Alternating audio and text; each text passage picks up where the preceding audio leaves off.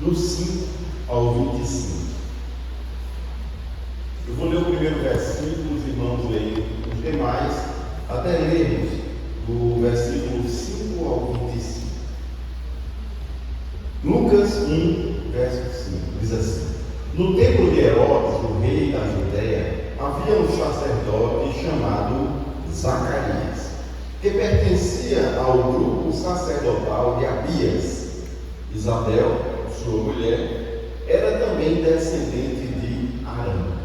Ambos eram justos diante de Deus, vivendo irrepreensivelmente em todos os preceitos e mandamentos do Senhor. E não tinham filhos, porque Isabel era estéril, e sendo ele avançado em dias. Ora, aconteceu que crescendo ele diante de Deus, o sacerdote, na hora do seu culto, houve corrupção.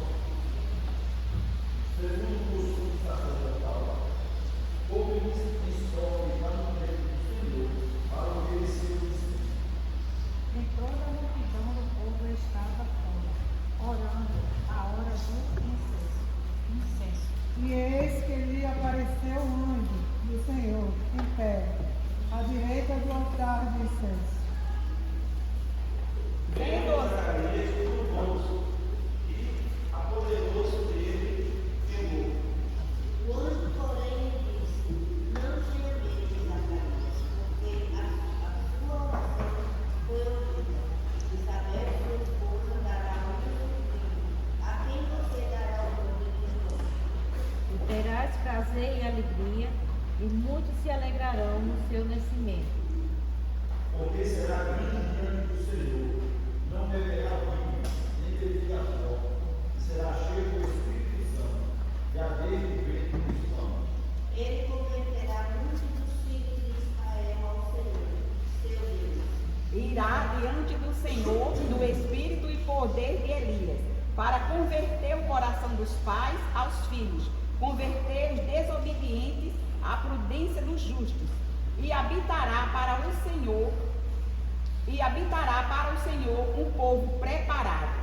Então Zacarias perguntou: como terei certeza disso? Pois eu sou velho e a minha mulher também já tem idade avançada. O anjo respondeu: Eu sou Gabriel, que estou a serviço de Deus, e fui enviado para falar com você e lhe trazer essa boa notícia. Todavia ficará. Não poderás falar até o dia em que estas coisas venham a realizar-se. Porquanto eu meditaste nas minhas palavras, as quais a seu tempo se cumpriram. O povo estava esperando a Zacarias e admirava-se de que tanto se demorasse no santuário. Quando Zacarias saiu, não lhes podia falar. Então entenderam que ele havia tido uma visão no santuário. E expressava-se com sinais e permanecia mudo. Aconteceu que, terminando os dias do seu ministério, Zacarias voltou para casa. Passaram-se os dias de Isabel, a mulher de Zacarias ficou grávida, e ela não se entrava no meio de Deus. Assim me fez o Senhor, contemplando-me para anular o meu opróbrio perante os homens. Amém? Amém. A nossa lição de hoje começa logo com a característica de saber quem era Zacarias e quem era Isabel, quem são. Os versos que esclarecem para nós quem eles são os versos 5 e 7, ou 5 a 7. Dizem para mim e para você quem eles são. E diz o seguinte, verso 5: No tempo de Herodes, rei da Judéia, havia um sacerdote chamado Zacarias, que pertencia ao grupo de Abias.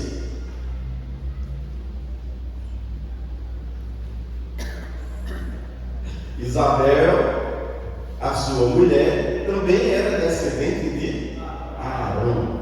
Ambos eram justos, olha a característica aqui. Ambos eram justos aos olhos de Deus, obedecendo de todo modo irrepreensível a todos os mandamentos do Senhor.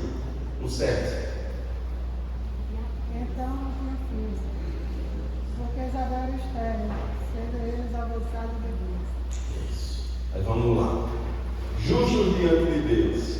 É uma das características que logo salta aos nossos olhos lá no verso 6. O que é que indica? Indica uma vida alinhada com a vontade de Deus.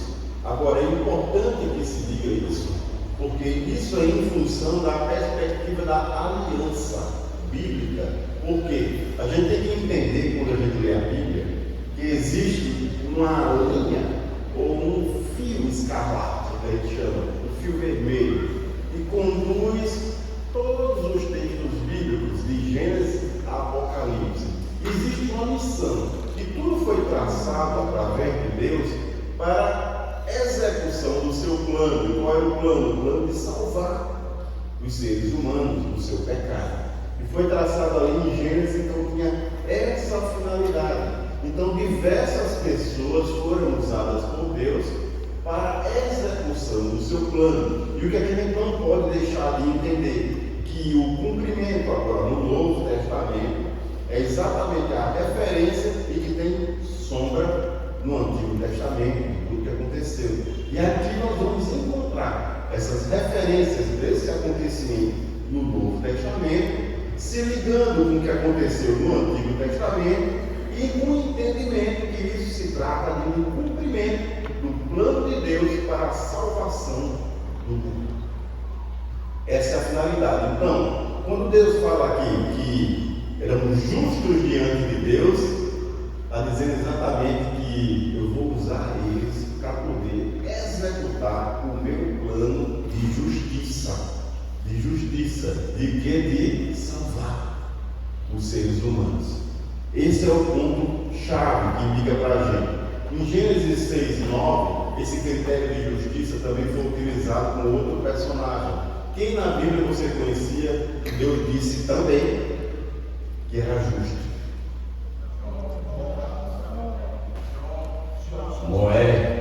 Noé era justo, né? Quem conhecia a musiquinha de criança, Noé era justo e bom, né? Justo e bom. Era um homem justo, Jó também.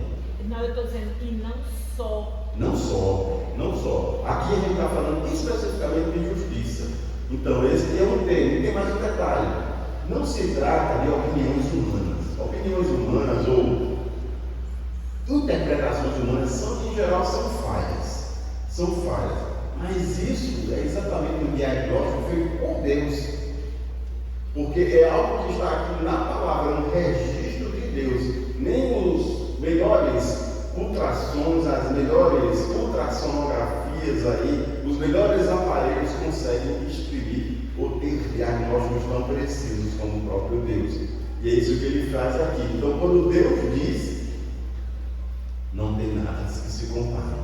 Que de fato é mesmo. Então, em Gênesis 6:9, tinha lá, falava sobre Noé. Também tem uma referência na galeria da fé que está em Hebreus 11, dos versos 4 a 7, também fala sobre Noé e fala dessa característica que ele tinha, que era de ser um homem justo.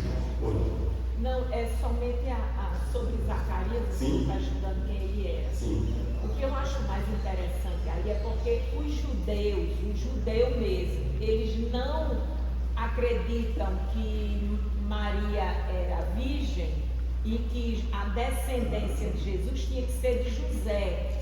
Então, se Maria era descendente, Jesus não absorveu a descendência porque José não era filho de como é que se diz? Estou explicando. Não, mas o que eu quero dizer é o seguinte: Eu entendi. Zacarias, na Bíblia, não cita quem são os pais dele.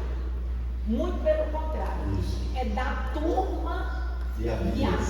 que dá a entender que era uma linhagem sacerdotal. Isso. Mas isso não tem nada a ver com quem tinha, na verdade, era a mãe dele, que era filha de Arão.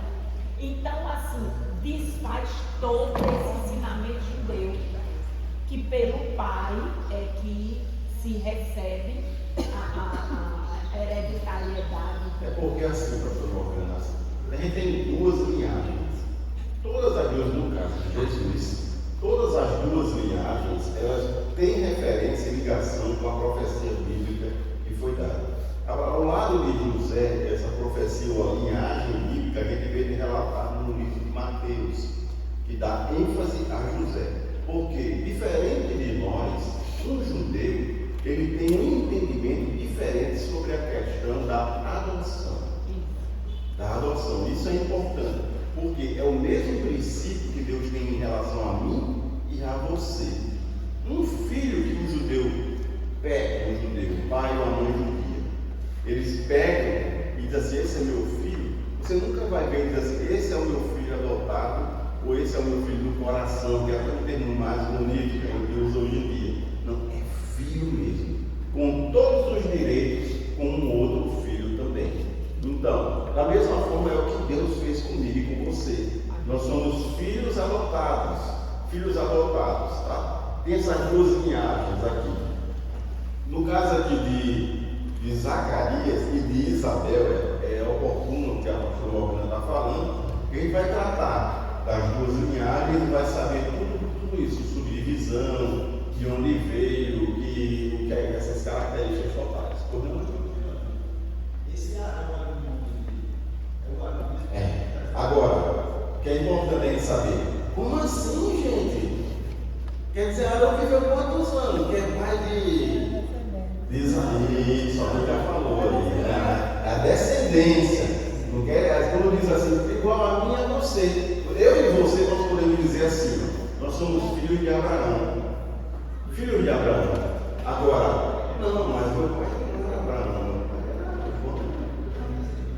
Não, mas nós somos filhos de Abraão através de Jesus Cristo. Agora, no caso de Isabel, era filha de Arão, porque era da descendência da família de Arão. Outra característica do judeu. Se eu perguntar para você, para mim aqui, para a gente assim, Jair, diga aí a sua árvore genealógica. Vá voltando aí. Você, seu pai, seus avós.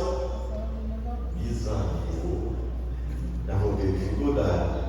Aí, se for voltar aí você vai estar querendo demais. Eu não vou conseguir. Mas um judeu, não. Um judeu é diferente. Se você vai falar para ele, ele começa a dizer, você fica impressionado. Você já teve a oportunidade de conversar. Porque eles fazem questão de uma questão cultural e de saber de quem eles são filhos. E eles vão dizendo gerações atrás, gerações, você fica impressionado com esse nível de conhecimento que eles preservam a linhagem familiar de conhecimento e fazem questão de fazer isso. O que a gente não tem na nossa cultura. A gente não é importante, o que é muito triste, porque a gente fica pensando eu e você, daqui a 3, 4 gerações, ninguém vai saber mais quem nós somos. Quem nós somos, mesmo na nossa família, né? É de triste a gente saber isso, mas em geral é assim, diferente dos judeus, que valorizavam essa questão de linhagem. Então, quando chega Isabel, é exatamente isso, porque os pais dela têm como grande expoente lá Arão, e veio passando de um para o outro, falando sobre isso. Agora, é importante a gente saber, mesmo como cumprimento e tudo, a gente tem que ter um entendimento. Por quê? Qual é o entendimento errado aqui? Que ele fala sobre a questão da vida que Zacarias tinha, mas como eu falei, isso é sobre a perspectiva da aliança, do cumprimento de Deus. Quando fala que ele era um homem irrepreensível, e era mesmo um homem irrepreensível, mas, como eu já vi alguém dizer assim, eu vi até na revista, eu acho aqui, que diz assim, que ele obedece a todos os mandamentos. Não é assim. Não é assim. Porque numa questão humana, só, todos somos falhos. Só tem um que obedeceu absolutamente a todos os mandamentos. A todos. Chama-se Jesus Cristo. Só ele obedeceu absolutamente a todos. Então, embora a Bíblia indique, fale, faça referência, que é algo realmente impressionante sobre o caráter, sobre a vida de Zacarias e de Isabel, e num contexto agressivo. Bem, tem que dizer sobre isso. A gente vai estudar sobre os contextos aqui. Enfatizam quem eles são. Então, ele não fala da perfeição moral absoluta de Zacarias, mas fala de uma fidelidade atual, ou de uma fidelidade fundamentada na aliança que Deus tinha com eles e eles com Deus. O versículo 7 faz menção de uma característica também pessoal deles. Qual é? O verso 7 diz que eles têm uma dificuldade, não tinham filhos. Não tinham filhos. Então, talvez assim, mas eles não têm filho, quantas pessoas não têm filho? Mas para um judeu também é diferente. Sabe por quê? Porque é uma mácula, uma mancha muito grande para eles. Porque eles tinham entendimento que isso era exatamente o peso da mão de Deus. O peso da mão de Deus sobre a vida deles. Então, ele como judeu, ele se sentia muito diminuído. Diminuído pelo fato de não poder ter filho. Então, essa característica aqui também é uma evidência que ressalta, e em geral, essas pessoas que passavam por essa situação aqui, no mínimo sentiriam-se ressentidas, magoadas pela vida, pelo próprio fato de não poderem ter filhos. Mas, no entanto, eles administram essa questão que poderia ser negativa na vida deles, mas de uma forma muito espiritual, não ficando assim, magoado com Deus. Não sei se você conhece, mas eu já tive a oportunidade de conhecer pessoas que ficaram magoadas com Deus com coisas que aconteceram em sua vida. Uma vez eu escutei uma pessoa dizer assim: estou muito chateado com Deus. Quem? Com Deus. Uma pessoa dizendo para mim, né? Porque tinha o pai dele que tinha morrido, e diz assim: ainda não fiz as pazes com ele. Né? É porque se coloca numa posição que não tem entendimento da palavra, nem de quem Deus é, e de entender que Deus tem sempre o melhor. A pessoa se coloca num pedestal, sobe, bota Deus aí embaixo e vai dizer para Deus assim que Deus está errado. Dizer para Deus como é que deve se fazer. Isso não existe, absolutamente. Demonstra muita e profunda ignorância. E às vezes assim, é muito difícil a gente entender, claro, na nossa caminhada, de entender alguns propósitos, desígnios que Deus tem na nossa vida. E para que isso seja que aconteça, aqui e ali nós vamos lidar com desafios emocionais e espirituais para mim e para você. E que a gente tem que pedir a Deus força para conseguir equacionar isso na vida, sabendo que os atributos de Deus continuam sendo deles. Ele é justo e fiel. Embora eu não compreenda, eu tenho que aprender a crer nesses atributos de Deus como ele sendo justo. Então, se Deus é justo, embora eu não compreenda, mas eu sei que ele é justo e ele tem sempre o melhor para nós. Amém? Agora, vamos entender sobre algumas questões aqui, sobre o aspecto cultural desse casal aqui, que é muito importante. Eles estão vivendo uma fase que é uma fase assim, fora do comum. Por quê? Eles estão vivendo uma situação de um silêncio profético. São 400 anos de silêncio profético. Nas Bíblias, antigamente, quando passava do Antigo Testamento para o Novo, ela tinha uma página em branco. E essa página em branco era simbólica, né? Alguém diz, não, é para fazer anotação. Não. É quase que dizendo assim, falando com silêncio. E teve ali silêncio ali na palavra, parou em Malaquias ali. São 400 anos de silêncio profético. Então, o que a gente espera disso assim? Isso de Deus é formidável. Por quê? Depois de 400 anos de silêncio profético, a palavra do Senhor está anunciando que ela vai voltar. Que ela vai voltar. Agora, depois da leitura bíblica, lá na frente não era propriamente no cântico de Zacarias e de Isabel que trata disso, mas que é maravilhoso a gente saber o seguinte: se nós fôssemos os escolhidos para fazer uma curadoria e dizer para onde vai voltar, certamente nós iríamos escolher entre esses aí 24 grupos de sacerdotes, para um deles ser exatamente aquele onde a palavra do Senhor voltaria a falar. Mas Deus não. Vendo o caos que estava ali, caos político, caos social, caos religioso, que estava se vivendo ali naquela região ali. O que é que Deus faz? Manda a palavra nascer para uma pessoa tinha hábitos esquisitos, alimentares esquisitos, que se vestia de uma forma ainda mais esquisita. E em vez de ser no templo, lá no deserto, a palavra do Senhor surgiu. E o que é interessante é que a Bíblia fala, através de Lucas também, que as multidão já é algo que fala por si. E quando ele coloca no plural, multidões, é exatamente para falar para mim e para você, assim, como o negócio é extraordinário. Eles iam para o deserto para ouvir a palavra de Deus. E voltou. Então a gente está numa situação de um silêncio profético. O povo vivia sob o domínio romano e ansiando por uma liberdade, mas a liberdade que eles queriam e projetavam em sua mente era que nasceria um filho de Macabeu, iria pegar na arma, iria depor o Império Romano, iria assumir o trono e declarar eles livres. A intenção, o que funcionava, o que permeava a cabeça de cada um deles era exatamente algo semelhante. Era um anseio de uma liberdade também, principalmente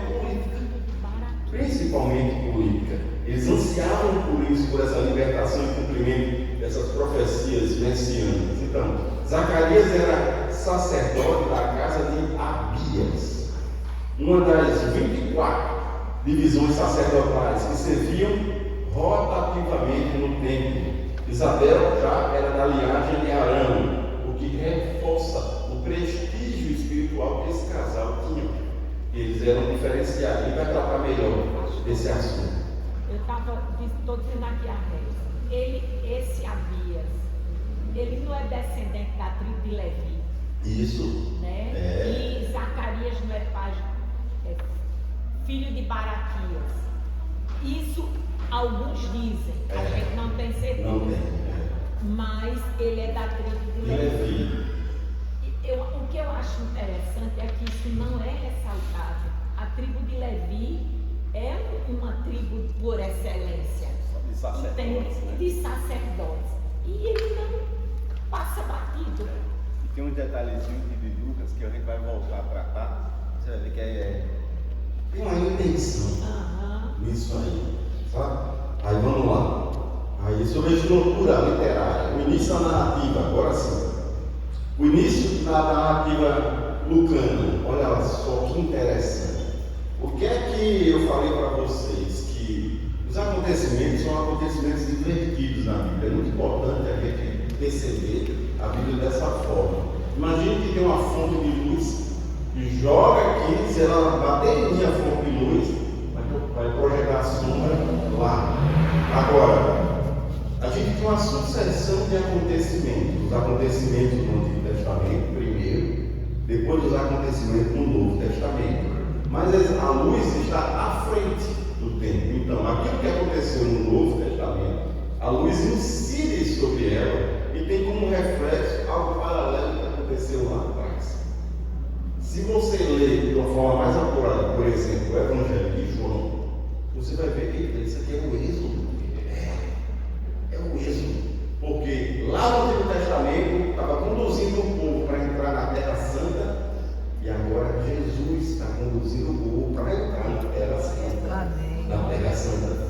É exatamente a condução que você vai vendo, não a multiplicação dos pães. E você vai ver na relação do Antigo Testamento com o Novo, vai comparando, vai ficar surpreso com a relação que há. E aqui no Evangelho de Lucas, tem o início da narrativa dele é maravilhosa. Primeiro, eu queria fazer um destaque aqui para vocês sobre a questão que ele ressalta aqui no versículo 7, que Isabel não podia ter filhos, e ele faz uma relação direta com Abraão, com Sara, com Ana, com Eucana.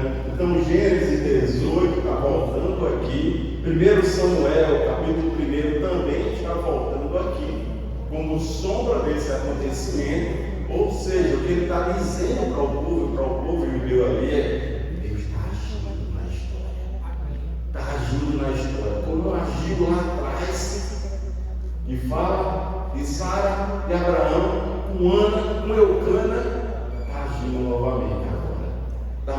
uma forma, age novamente. Casal idoso, voltando a ter filhos, não podia ter filhos, era estéril. Assim como Isaac foi feito a promessa para Abraão, é como se agora uma pista para chegar em Jesus, a nova promessa, a nova aliança. Onde é que está a pergunta 10 aí? Isso mesmo, cara, é isso aí, exatamente isso. Então, Zacarias e Isabel representam o remanescente fiel, porque você sabe que o quadro lá era desastroso. Jesus falou em várias vezes assim sobre a situação, claro, um pouco mais na frente, a situação dos profetas que haviam ali em Jerusalém era terrível.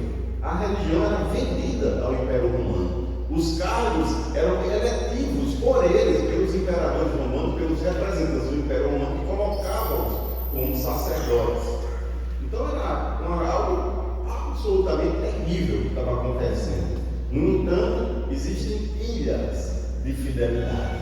E aqui é elegido exatamente uma ilha de fidelidade, Zacarias e Isabel, como pontos de destaque separados desse mar de corrupção, de maldades, de engano, de tudo aí. E esse casal aí preserva essa devoção em meio a essa esterilidade espiritual que havia ali também, além da esterilidade física deles também, espelhando exatamente isso. Deus inicia o cumprimento de suas promessas escatológicas por meio de um casal de anônimos, mas irrepreensíveis. A justiça bíblica é a resposta relacional de uma fé e obediência. Fé e obediência. Não apenas conformidade com regras externas, cumprimentos legais, mas de alguém que estava ali guardando fidelidade ao Senhor, integridade. Então, para mim e para a sua vida, isso é fora de série. A fidelidade de Deus não se mede por resultados visíveis e imediatos.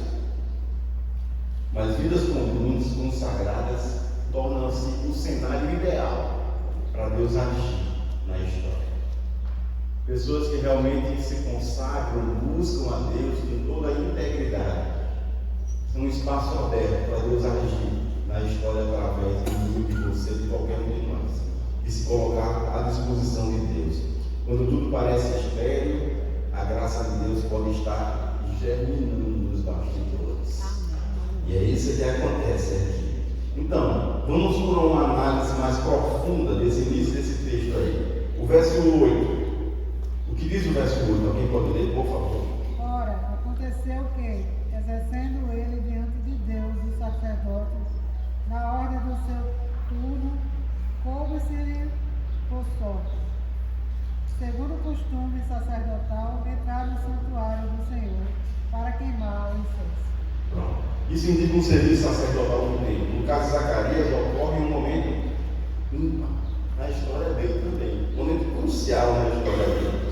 Alguém lê, por favor, o Salmo 141, verso 2, e outra pessoa leia o livro de Apocalipse, capítulo 5, verso 8.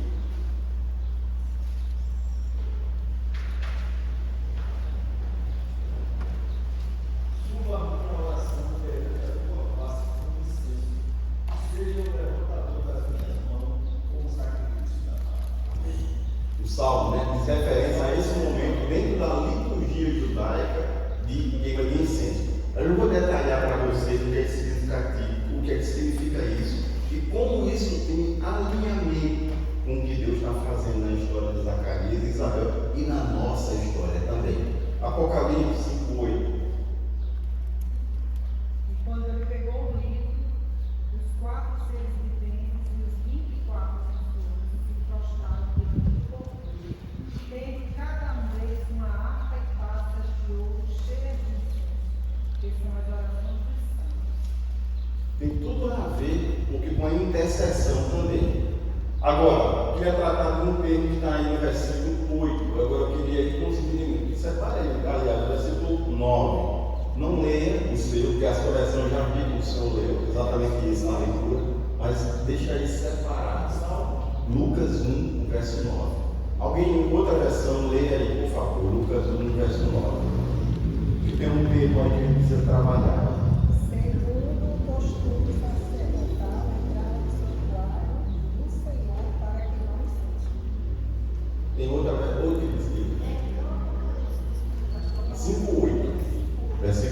verso 8. O verso 9, quem tem uma versão que diz assim, foi sorteado. Foi escolhido por sorteio. Aí, você pode ler, Caio. Foi escolhido por sorteio, como era costume dos sacerdotes, para entrar no santuário do Senhor e queimar incenso. Essa é uma versão Essa assim. outra tem assim, ó. Segundo o costume sacerdotal, coube em sorte entrar no templo do Senhor para oferecer. Vai ficar com o termo só da tradução. Tá? Agora, lê a sua versão, por favor. Segundo o costume sacerdotal, É igual, né? entrar no templo do Senhor para oferecer. Agora eu vou pedir a explicação de vocês. Que história é essa de sorte? Eu acho que é porque no sorteio a gente conta humanamente falando com a sorte. Humanamente falando. E se eu disser que sorte não existe? Eu também não acredito. Mas eu estou dizendo humanamente falando, a gente diz, vou ver se eu tenho sorte, né? Quando tem um sorteio. Então, humanamente, a gente afasta esse nome da frente. Tá? Aí, é isso aí, tá? O que trata aqui é algo diferente, peculiar. Quando de fato, por isso que as versões mais recentes, elas tiraram, as versões que têm o nome de sorte, são versões de tradução mais antigas da Bíblia. E com uma tradução e transliteração mais apurada do texto, evita-se esse nome e coloca exatamente como costume sacerdotal, mas um termo mais apropriado para falar é exatamente como uma escolha divina para aquele serviço, porque entre eles era elegido ou escolhido um para fazer aquela função. Qual é a Para melhor exercer. tradução bíblica? Não. Olha, nenhuma, porque é carne e osso. Em que sentido? Por quê? O que é que acontece? Por isso que o ideal é que você tenha diversas versões de Bíblia, porque você pega aquele mesmo versículo, lê numa versão, lê na outra, aí você vai entender e vai chegar lá, isso aqui chegou num consenso. Por quê? A transliteração é algo muito difícil de fazer. Muito difícil. A gente pegar um alfabeto, no caso do grego, que está esse, ainda é melhor do que o hebraico. Vamos lá, o grego. Pega lá uma palavra no grego e vai primeiro com uma simbologia totalmente diferente do nosso alfabeto, diferente do inglês, que tem ali as mesmas simbologias, o alfabeto, pelos símbolos. Tem no nosso alfabeto, tem lá no inglês também. Agora, no grego não. Todas as letras são diferentes, são outros desenhos. Então você primeiro faz uma transliteração. Aquela letra grega significa o quê? Que letra é essa em português? Vai, transfere, forma uma palavra em português e nessa palavra aí você vai utilizar um léxico, um dicionário, para poder ver ali o que é que significa e ver que aquela palavra tem 20 significados. Aí não dá para fazer uma tradução bíblica abandonando a questão histórica e cultural. Então você tem que mergulhar. Então não dá para uma pessoa que seja letrada em grego, que tem que ser um exímio conhecedor em grego, dar a Bíblia em grego para ele traduzir, vai ser um desastre. Vai ser um desastre, porque ele não tem conhecimento da cultura judaica, não tem conhecimento da questão cristã, de questões sacerdotais, de liturgias, de leis, de tudo, não tem conhecimento, então vai ser um desastre se der para ela fazer essa tradução. Porque tem que mergulhar na cultura, na questão religiosa, para se conseguir achar a palavra certa que corresponde àquele termo. Por isso que é tão difícil, e por isso tantas versões diferentes de termos que vai se estudando, se apurando, debatendo ali e chegando a um resultado. Eu gosto muito de usar uma NVT. É a melhor? Não é. E é uma das mais combatidas hoje em dia, das modernas que tem. E qual é a mais aceita? A mais aceita é a NVI. A NVI. Todo versículo da NVI é melhor. Não é. É isso que eu estou querendo dizer para você. Por isso que não há a versão, essa é a versão. Não. Na verdade, tem que dizer, a versão boa é em grego. Lá. Que está lá, que é o original lá. Essa que é a versão boa. Então, as outras versões que a gente tem de transliterações e traduções se aproximam. Conselho que eu dou para você: tenha várias Bíblias, com diversas traduções diferentes. Agora, vou dar uma dica, essa é importante para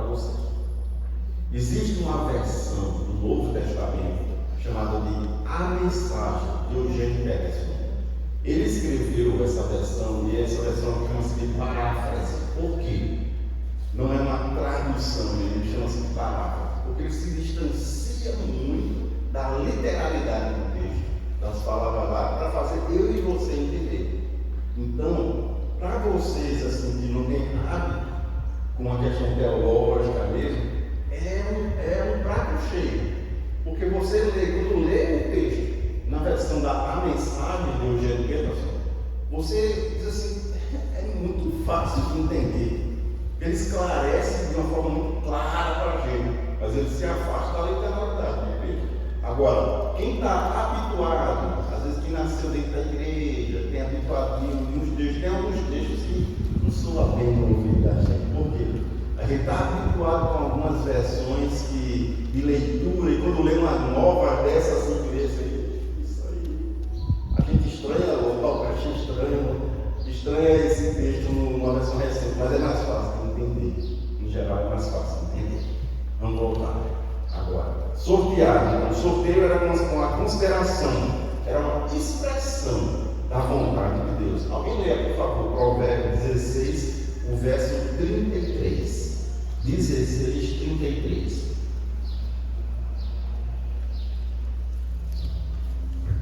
É importante dizer que esse fato aí na vida de Zacarias é tão relevante para ele, como sacerdote, tão importante na vida dele, porque tem muitos sacerdotes que nunca vão conseguir, na vida inteira dele sacerdotal, conseguir queimar o incenso lá. É um privilégio fora do comum que está acontecendo ali. É um ano muito especial para ele.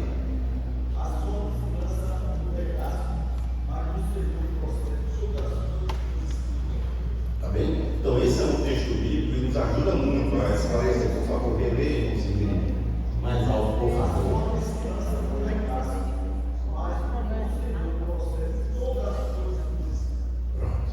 Esse é um entendimento para a gente ver que, na verdade, a lei por trás, assim, é uma orientação divina para que isso acontecesse. E acontece pela conspiração de eventos que contribuem para o fato.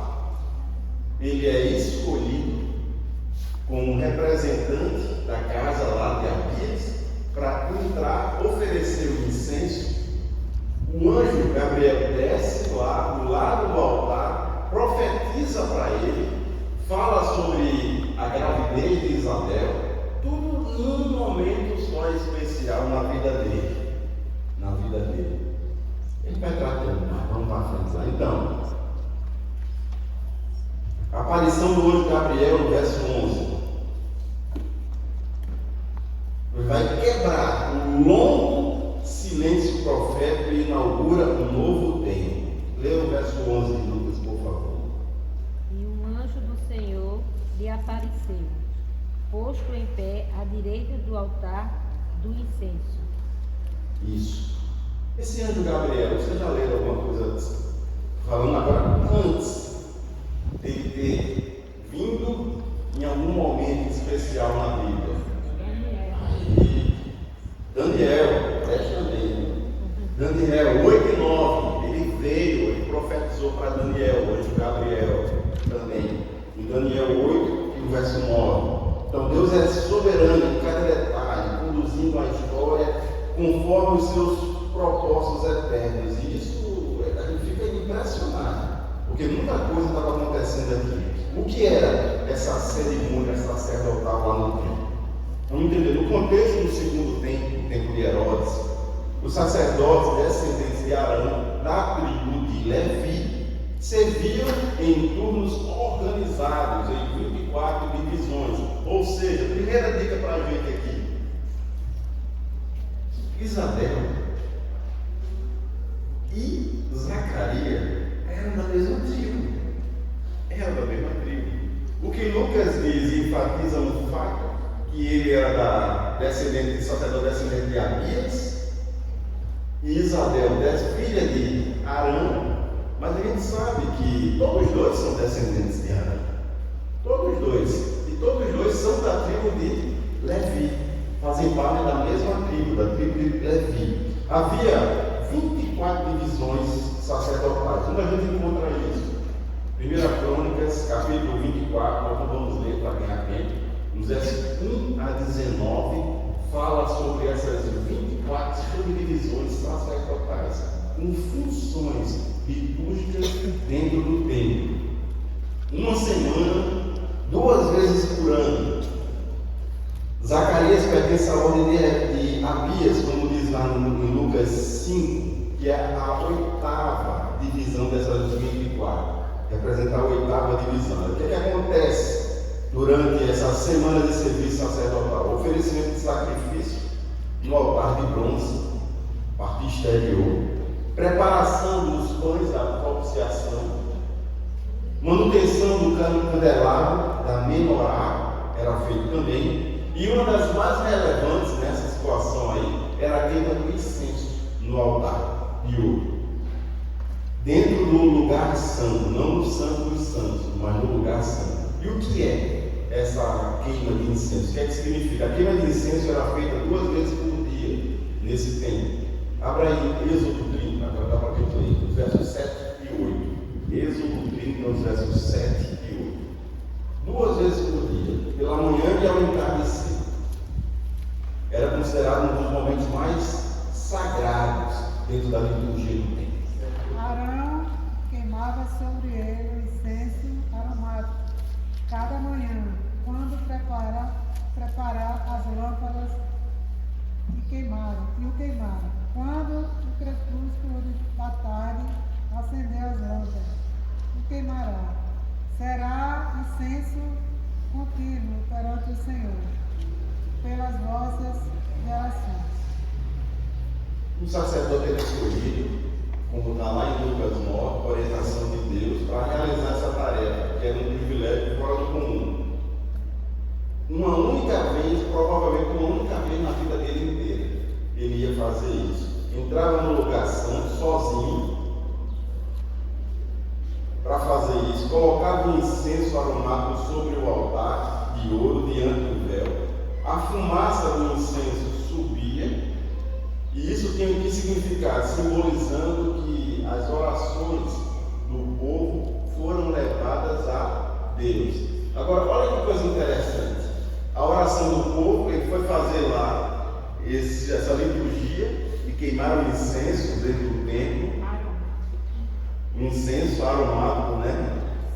E um cheiro especial, esse incenso.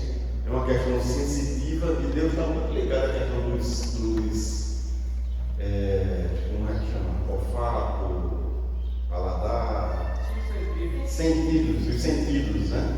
E muitas coisas na Bíblia, como a queima das ardentes também evidenciavam os sentidos. Aqui esse incenso que era queimado tinha uma função. Era para que o povo visse a fumacinha indo para o céu. Isso tinha um simbolismo e significado que Deus estava ouvindo a oração do povo. E olha que interessante, mais ainda. O anjo Gabriel aparece no lado do altar e diz o que para ele? Eu ouvi a sua oração. Olha como isso é significativo para o momento que eles estavam falando, exercendo uma função que simbolizava que Deus estava recebendo as orações do povo, e ali o anjo aparece dizendo que Deus recebeu a oração dele. A oração dele. Como é isso? É significativo e tem tudo a ver com o que ele estava falando. Porque o anjo, quando aparece para Zacarias, a primeira coisa que ele diz é: Deus ouviu a sua oração. Deus ouviu a sua oração. Isso é muito forte, muito forte. O Salmo 141, o verso 2 diz assim: suba a tua presença a minha oração como incenso. Tudo se referindo a esse momento da liturgia do templo. E também em Apocalipse 8,4 diz assim: e subia da mão do anjo diante de Deus a fumaça do incenso com as orações dos santos. Então, a associação do incenso com a intercessão tem tudo a ver. Tudo a ver além daquele tempo. Enquanto o sacerdote oferecia o incenso no interior do templo, o povo permanecia do lado de fora, em pé, fazendo orações, enquanto o incenso era queimado lá dentro, pelo sacerdote. Era um ato coletivo de intercessão e reverência. Então, 2 vezes por dia, naquele momento da festa lá, aquelas semanas, povo estava lá fora orando, os sacerdotes lá dentro queimando incenso, e tinha um simbolismo muito forte pela manhã e à tarde. A queima do incenso era um ato de mediação, simbolizando a intercessão dos sacerdotes entre Deus e o povo. Era um momento em que se esperava que Deus ouvisse e respondesse às orações da nação, um ambiente propício para manifestações divinas. É outra coisa também. O que acontece? O sacerdote entrou, a gente está orando aqui fora. A expectativa da gente qual é? Quando ele sair, o que é que Deus falou para ele e vai dizer para a gente? Será que ele vai falar sobre a minha oração? Será que Deus vai falar? Poderia ser, não é? E ele vai, isso, e tem um sentido. O grande dilema é esse. Aí todo mundo estava esperando por aquele momento crucial, é que o profeta sai lá do templo. Quando o Zacarias sai lá do templo, ele diz o quê? Isso é inusitado, sabe? Porque todo o profeta, às vezes, pelo menos quando ele saía, quando ele não falava alguma oração que o povo tinha feito, dizia ali para o povo, às vezes ele recitava a bênção araônica, número 6 lá, que o Senhor te abençoe e te guarde. Ele dizia a bênção araônica ali. Então, Zacarias sai de lá sem conseguir falar nada. Mas aí o próprio texto de Lucas diz assim que o povo ficou impressionado e sabia que alguma coisa maravilhosa havia acontecido lá dentro. Agora, crente, viu? Porque se fosse hoje, ele ia malhar. ninguém estava pecado, Agora né? quem está em pecado, Deus não falou nada, não sei o quê. Pensa no povo crente. Poderia acontecer também. Agora, o que é mais interessante ainda para a gente, sabe o que é? Olha só, você não tem que esperar que a gente bota uma cortina aqui, aí a gente pega o incenso das orações, vocês fiquem aí do lado de fora em pé, enquanto a gente entra lá dentro, faz o incenso, volta para vocês, para poder falar. Não. O melhor coisa mais maravilhosa do mundo é que agora Deus fala pessoalmente com cada um de nós, através das nossas intercessões. Deus fala, Deus nos constituiu sacerdotes de nação santa, quando Pedro falou lá. Então, só que ele vem e não diz nada. O que é que isso diz para você? Quer dizer, nada. Mas é isso mesmo, sabe por quê? Existe um símbolo aqui. Sabe o que é que está acontecendo? Deus está falando e evidenciando exatamente no momento que eu falei para vocês do silêncio profético. E o que Deus faz, Ele está dando mais profusão, mais ênfase a esse momento em que do silêncio profético para a nascida de João Batista. Então, quando ele cala ali Zacarias, não tem só apenas um sentido único de repreensão pelo fato de ele não ter crido no que o anjo estava dizendo que ele teria um filho, porque ele menciona questões lógicas. Então, nenhum de nós teríamos condições de malhar Zacarias, ele sendo idoso. Ele pensou no lógico, não teve filho para essa idade. É como se ele tivesse se justificando. Estou bem, minha esposa também. Exato. Uma situação tão. Isso. E ele fala situações desfavoráveis, logicamente, humanamente impossível. Mas o fato de ele ficar mudo, ele tem uma dupla mensagem. Claro que há sim uma questão de repreensão sobre o fato de ele não ter crido ou acreditado que ele teria realmente um filho. E a segunda é a mensagem que ele passa para o povo como cessou. Ele ia lá fora para poder falar, ou pelo menos recitar a bênção araônica. Você vai falar nada. A partir de hoje está em silêncio. Até nascer o profeta de Deus que vai falar. E vai falar. E tudo isso porque ele não creu na palavra. Também. Não creu na promessa. As duas coisas. Isso é muito importante para a gente. Isso. Entendeu? A importância que tem maior para a gente é do silêncio profético. Exato. Daquele momento ali que cessou ali em Malaquias, então isso vem como um simbolismo. Deus para, ele não fala, só vai falar depois quando o profeta nascer, muito tempo depois. Então tem um momento resposta de oração. A menção de que a sua oração foi ouvida em Lucas 1,13, assim, é de cair para trás. Porque você vai fazer o incenso ali, fazer sua intercessão, se encontra com um anjo, e o anjo diz: sua oração foi ouvida. Era assim, pega a Bíblia, coloca debaixo do braço, vai-se embora, não sei mais de nada. Mais de nada lá. Ouviu do próprio anjo chegar e dizer: sua oração foi ouvida. Se refere tanto à súplica pessoal por um filho, como também à súplica da população por um profeta, por alguém que libertasse o povo. Embora o povo tivesse essa duplo entendimento, inclusive na revista também tem uma falhazinha aí, porque o versículo que ele torna como referência, falando sobre essa expectativa de João Batista, é referência a Jesus e não a João Batista. Tem que entender que João Batista é aquele que prepara o caminho para o Senhor. Ele não é o Senhor, ele prepara. E é tanto que forte no Evangelho de João, quando ele vem, todo mundo vê o que João Batista estava fazendo, o que João Batista estava pregando, as multidões correndo para o deserto para ouvir João Batista, ele falando sobre arrependimento, as pessoas se arrependendo, se batizando. Alguém chegou e falou: és tu o profeta que Moisés falou? Eu não sou digno nem sequer de desatar as correias da sandália dele. Outro no lugar de João, não precisa ser mais cruzado. Como é que você sabe? Porque ali é diferente, não é profeta. Tu é profeta, ele era profeta. Mas ele não era o profeta. O profeta que Moisés mencionou era Jesus. E ele estava ali numa função de preparar. E foi muito fiel à sua missão. Mas muito fiel à sua missão. É coisa para pouco, é coisa de realmente de servo obediente mesmo. E que não é vaidoso, que não lida com essa situação. E conhece o seu papel diante de Deus. E ele foi muito fiel. Então, a ligação com Malaquias, o anjo, o que é que o anjo faz?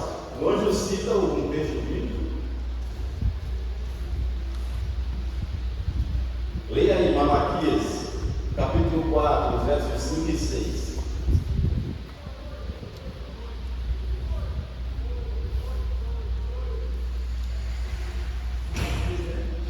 Cinco e 6.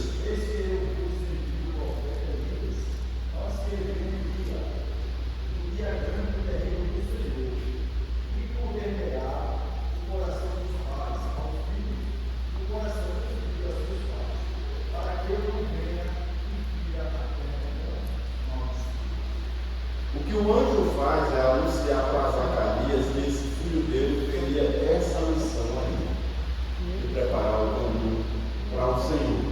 E é um sinal messiânico da vinda de Deus, que viria exatamente para cumprimento disso aí. Agora, os versos 13 a 17. Os versos 13 a 17 falam da questão da fidelidade de Isabel e de Zacarias. A mensagem angelical é clara: não temas, Zacarias, porque tua oração foi ouvida.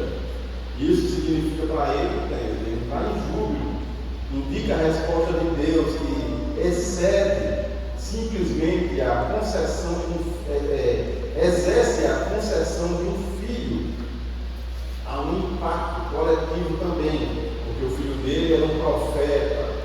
E o que é que isso fala para mim e para você? Então, que João cumpre o papel profetizado por Malaquias quanto ao envio de Elias.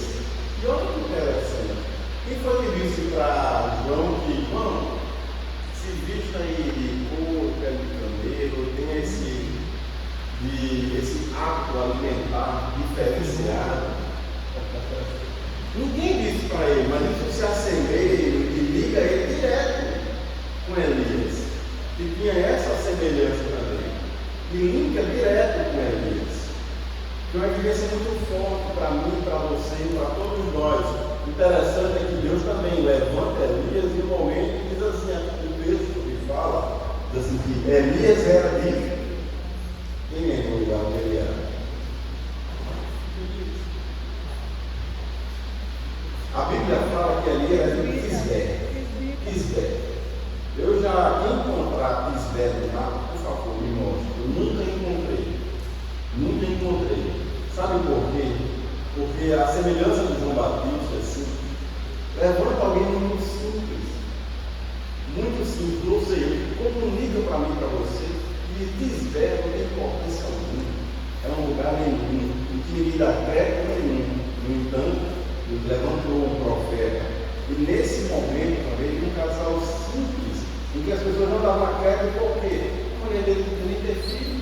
Então, alguma coisa tinha, mas Deus dá exatamente honra a esse casal simples, e que tem esse filho simples, mas no entanto poderoso na palavra, e que Jesus faz menção dele como houve homem semelhante a ele, a João Batista, nascido de mulher, não houve.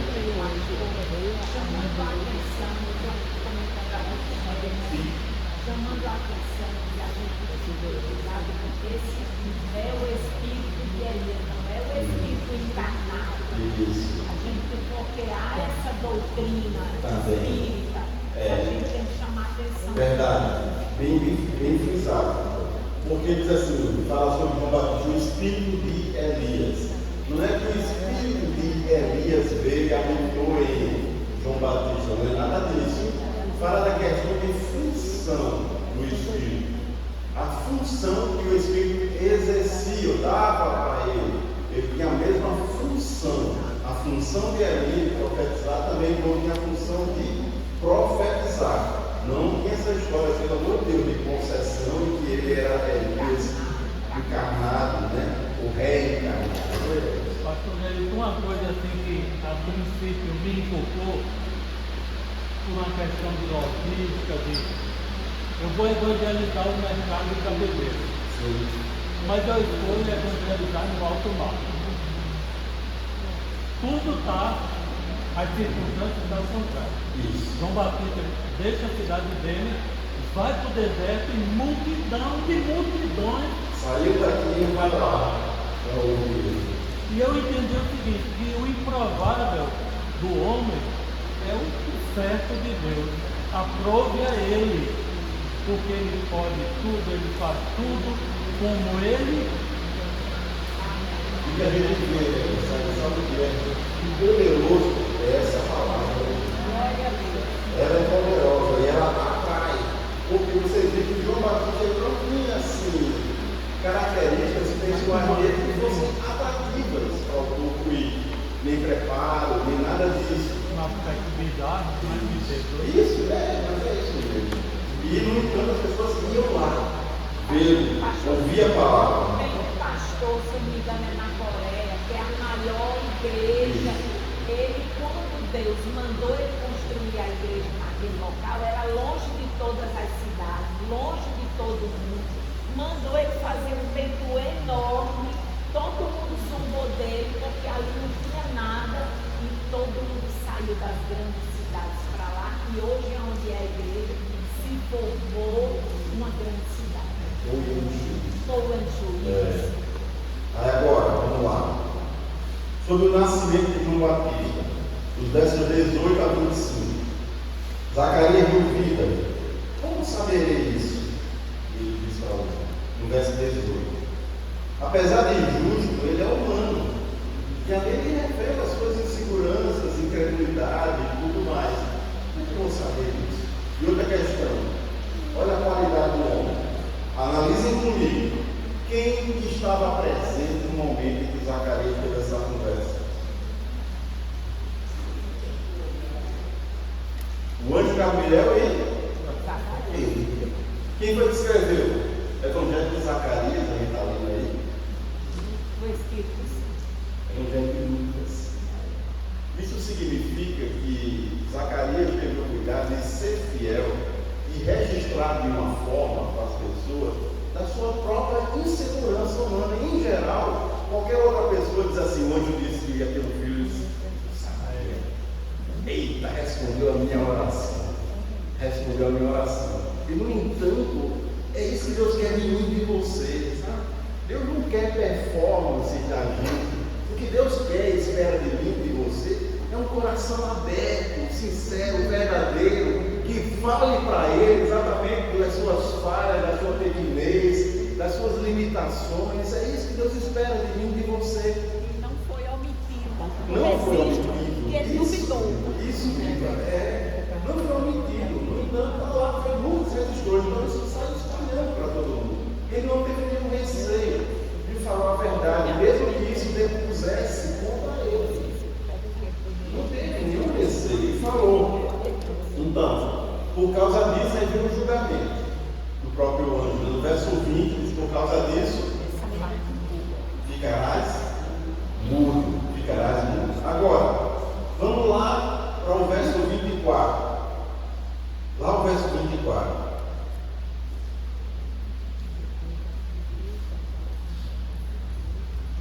Leia aí, por favor. Passados esses dias,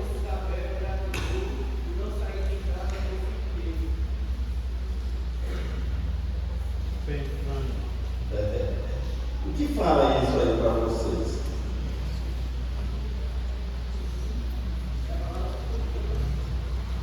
Que a palavra se cumpriu e ela faz questão de falar sobre o meu opróbrio, né, que ela diz, né? Porque essa mulher, certamente, ela se sentia muito diminuída pelo fato, humilhada, pelo fato de não ter filhos, E nesse momento, o que ela faz aí também é evitar, sabe o que também? Porque ela era velha e seu marido também. Sabe que isso aí é uma autopreservação e um julgamento, para que as pessoas não pudessem deduzir ou falar coisas sobre ela. Tem esse sentido também, de uma autopreservação. Infelizmente, mesmo sabendo que tem um estudo assim, a gente não é imune às análises nem julgamento das outras pessoas. O que a gente tem que entender, a gente tem que ser fiel a Deus. E ser fiel e confiar em Deus. Os julgamentos, as coisas assim, são infelizmente inevitáveis. Não tem como a gente se livrar disso. Agora, o silêncio de Zacarias tanto fala uma disciplina, como também para mim e para você, sobre o silêncio profético. Agora eu vou tratar de uma situação bem interessante do Evangelho de Lucas. No início do Evangelho de Lucas, capítulo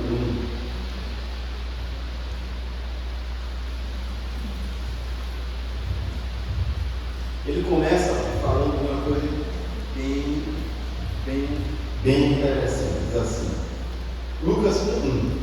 Muitos se propuseram a escrever uma narrativa dos acontecimentos que se cumpriram entre nós. Primeira coisa, quer dizer então que tem muito evangelho aí, sim. Muitos outros evangelhos. Só foram colocados 4 aí, depois de uma curadoria acurada de veracidade. Aí vamos lá, aí ele argumenta. Muitos propuseram a escrever uma narrativa dos acontecimentos que se cumpriram entre nós. Usaram os relatos que foram transmitidos por aqueles que, desde o princípio, foram testemunhas oculares e servos da palavra. Pronto, mas não parou por aí. Olha o que Lucas fez. Depois de investigar tudo detalhadamente, desde o início, também decidi escrever um relato preciso e excelentíssimo. Agora, o que a gente fica também impressionado é que ele faz uma apurada, uma investigação, uma curadoria, e isso certamente para escrever o evangelho dele, não tinha como ele sentado na casa dele, pegar um lápis, uma caneta e começar a redigir. Não, foi necessário que ele propusesse ou fizesse visitas, viagens, colhesse informações, ouvisse de testemunhas para poder dar veracidade ao seu relato, para incorporar assim, com credibilidade no seu evangelho. Ele teve esse cuidado todo. Agora, isso é que é a ação de Deus.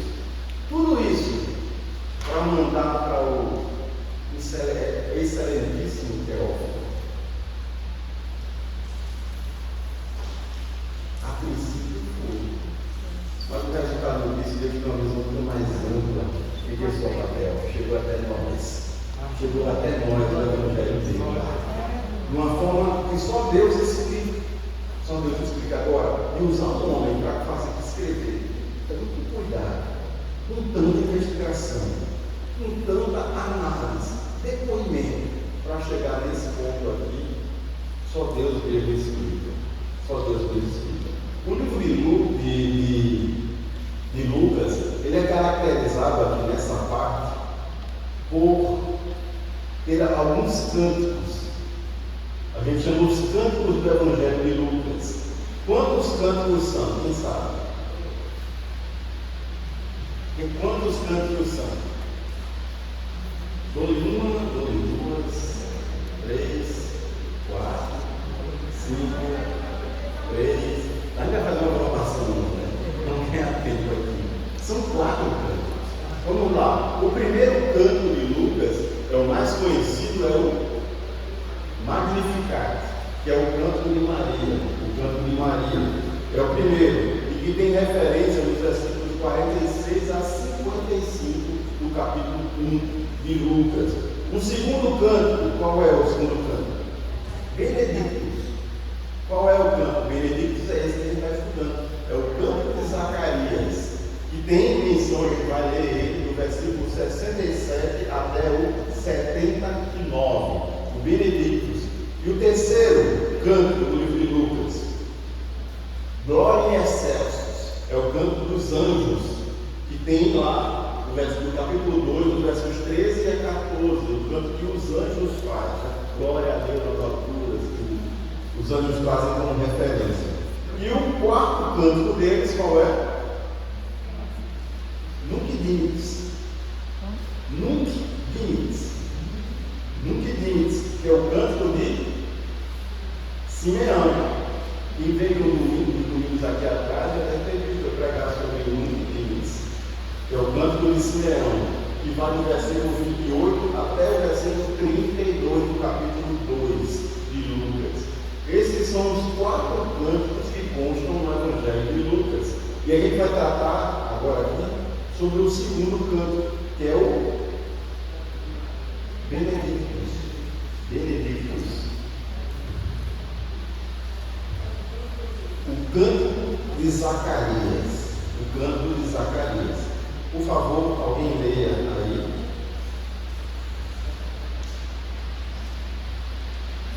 O versículo 69, 67 ao 79.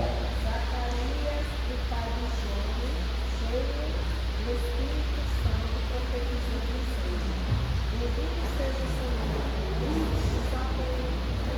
porque visitou, redimiu o seu povo e nos suscitou plena e poderosa salvação na casa de Davi, seu servo, como havia prometido desde a antiguidade, por boca dos seus santos profetas, para nos libertar dos nossos inimigos e das mãos de todos os que nos rodeiam, para usar de misericórdia com os nossos pais e lembre-se da sua santa aliança. E do juramento que fez a nosso pai Abraão, de concedermos que, livre das mãos de inimigos, lhe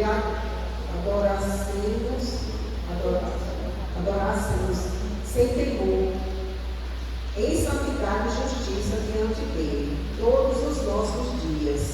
E você, menino, será chamado profeta do Altíssimo, porque precederá o Senhor, preparando-lhe os caminhos para dar ao seu povo conhecimento da salvação, por meio da remissão dos seus pecados, graças à profunda misericórdia do nosso Deus. pela qual nos visitará o sol nascente às alturas, para iluminar os que jazem as trevas e na sombra da morte, e dirigir os nossos pés pelo caminho da paz. Obrigado. Esse é o segundo canto do Evangelho de Lucas, Benedictus. E tem uma lição do porquê. Esses cantos eles trazem esse título exatamente pela frase de início do canto. O canto de Zacarias começa com que frase aí? Bendito. Por isso que ele Benedictus, que é em latim, né? O Nunc Dimittis, o Magnificat, o Anjos in Gloria. Esse bendito seja o Senhor Deus de Israel, porque visitou e redimiu o seu povo. Fala da sua missão. O canto é inspirado pelo Espírito Santo, claramente, porque fala da missão que o Filho teria, citando profecias do Antigo Testamento, trazendo a mim e para você, identificando o filho dele, João, como exatamente o profeta do Altíssimo, que precede o sol nascente nas alturas. É uma referência messiânica que irrompe e entrega, o mundo verá a luz, conforme está no Evangelho de Isaías, no capítulo 9, verso 2, e também Malaquias, no capítulo 4, verso 2, fala sobre essa vinda de Deus. A fidelidade de Deus à sua aliança é destacada como uma motivação central da relação. Salvação bíblica é total, salva-se tudo, perdão dos pecados, luz espiritual, paz e direção. É isso que Deus está dando. Dos anjos.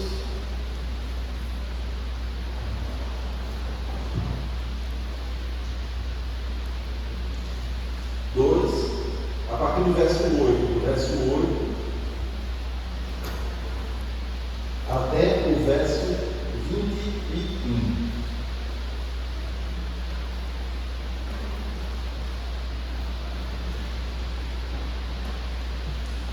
Agora, quais as lições que a gente pode tirar de Zacarias para mim e para a sua vida? O que é que ele fala para mim e para você? Zacarias e Isabel, elas personificam a fé perseverante, que agrada a Deus, mesmo em contextos contrários, difíceis, corrupção na religião, corrupção no poder, tomado, tirania, violência, em tudo isso eles se mantinham ainda fiéis. E com uma situação pessoal contrária, pelo fato de não terem filhos, mas eles não deixaram que mesmo isso fosse um estigma, uma marca na vida deles e que dificultasse eles de crerem em Deus, de acreditarem em Deus. Mesmo assim, continuaram sendo fiéis a Deus. O agir de Deus se revela com poder e fidelidade, na hora certa, no momento certo, na condição certa. E Deus, ele compôs, ou desenhou esse momento para que tudo acontecesse. Não foi simplesmente uma questão assim fria, não. Deus conduz ele para Jerusalém, escolhe ele para queimar o incenso. Ele tem essa função sacerdotal. O anjo desce e fala com ele sobre esse momento. O que a gente vê aqui é que Deus é cerimonialista. Ele compõe todo o cenário para um grande efeito, assim, com todas as pompas e circunstâncias, para que isso fosse significativo para a vida deles, para que eles entendessem como é expressivo esse momento, como também eu e você, como a gente tem que estar preparado e aprender a ser fiel a cada dia a Deus. O silêncio se transforma em um canto quando a promessa é cumprida, porque ele ficou em silêncio até João Batista nascer. Quando João Batista vai nascer, as pessoas dizem: como é que vai ser o nome dele? Zacarias Júnior, ou Zacarias Filho. Porque a Bíblia fala que queriam colocar o nome do pai nele, né? Aí a gente diz que o filho Júnior, né? O segundo, né? Também, né? Não. Aí Isabel disse que não, que o nome dele será João, e ele recupera a voz, como diz exatamente que o nome dele será João. Ele escreve, né? Na tábua. Mas aí ele recupera a voz, e quando ele recupera a voz, a primeira coisa que ele diz é: fiquei bom, voltei a falar. Não. A primeira coisa que ele diz é: bendito seja o Deus de Isabel. Fala menção exatamente uma palavra. Olha esse homem como ele é diferenciado. A primeira inclinação que ele tem é exatamente a exaltação a Deus. E isso, um bom e um cântico que ele dá a Deus, falando da sua alegria de ter sido agraciado ou ter a sua oração ouvida por Deus. É muito forte e é muito difícil confiar em Deus em meio à esterilidade ou meio à dificuldade. Fácil e confortável é confiar em Deus quando tudo vai bem, mas quando as coisas estão difíceis, aí demonstra também ou revela o caráter da nossa fé, a forma como a gente crê realmente em Deus e o nível de confiança que a gente tem de fato em Deus. E nesse momento se revela. Então, também, outra questão. Em geral, a gente tem muita dificuldade em lidar com a disciplina. Tem muita dificuldade em lidar com isso. Então, eu cheguei para ele, você vai ficar mudo. E, em geral, em muitos corações, talvez isso produzisse doenças emocionais e uma dificuldade de aceitação da disciplina tremenda. E talvez isso fosse exatamente isso, o cancelamento, ou o impedimento de desculpa, ou prover a bênção de Deus. No entanto, o que a gente vê nesse homem aqui, ele está resignado. Ele entender a disciplina de Deus, que mais uma vez é coisa para poucos. É coisa para poucos, porque em geral provoca uma revolta muito grande na pessoa, que ninguém quer ser disciplinado. Ninguém quer ser disciplinado. Mas o coração passivo de uma ovelha tem essa característica, sabe?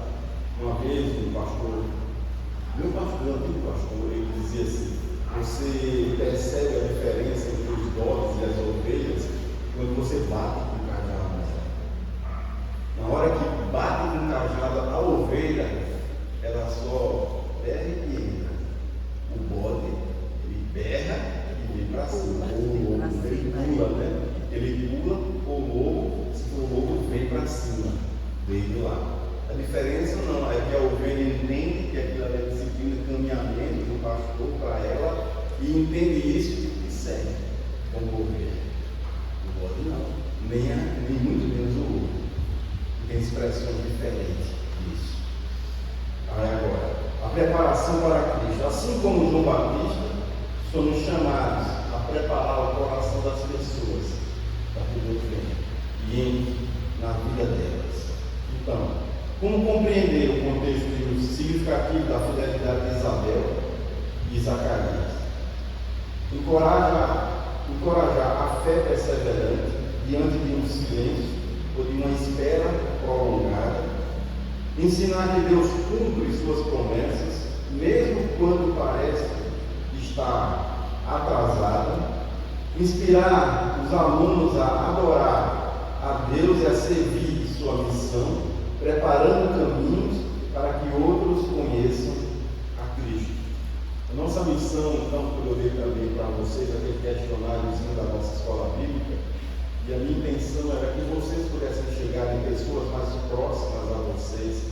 Vocês sabem que, por alguma razão, algum motivo, não podem estar na escola dominical, mas que eu queria ter de volta essa resposta delas, para que a gente pudesse trabalhar como escola bíblica dominical, como igreja do Senhor, para prover meios, metodologias, formas de podermos chegar até a essas pessoas e mudar essa realidade. A gente tem a pretensão do nosso calendário, no ano que vem, a gente estudar a Bíblia do zero.